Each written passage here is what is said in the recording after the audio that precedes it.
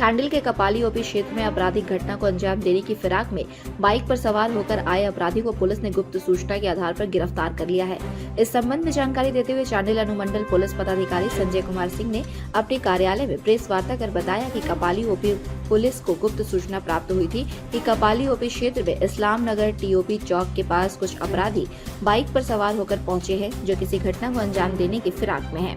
इसकी सूचना के आधार पर पुलिस अधीक्षक के निर्देशानुसार चांडिल अनुमंडल पुलिस पदाधिकारी ने कपाली पुलिस के साथ मिलकर टीम गठित करते हुए बाइक सवार अपराधी असलम खान उर्फ मोटा सोनू को भागने से पहले ही गिरफ्तार कर लिया।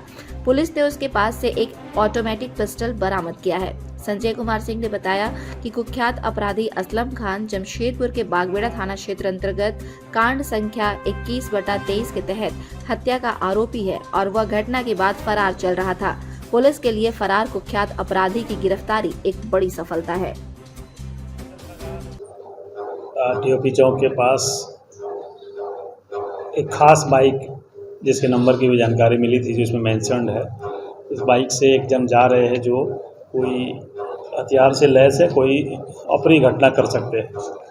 इसी सूचना पर कपाली ओपी प्रभारी और उनके साथ शामिल कासिम अंसारी एसआई और एसआई दिनेश कुमार एवं अन्य को जो भी उपलब्ध बल थे उनको लगाया गया कि आप जा करके तुरंत घेराबंदी करिए और उसी में ये बाइक छोड़ के भागने की कोशिश किए, किंतु फोर्स पहले से अलर्ट थी और इनको पकड़ लिया।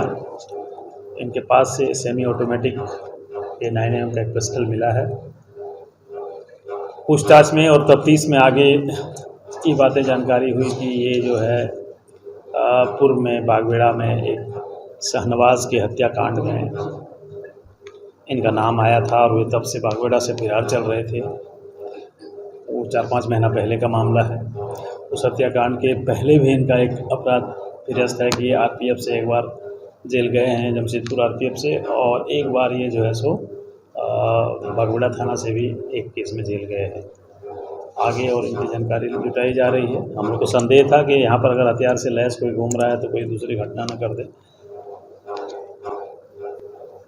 अभी तो हम लोग देखते हैं, अगर नाम आएगा तो उसको हम लोग इसमें इंक्लूड करेंगे, जिसका भी नाम आएगा इनके साथ कौन आदमी था।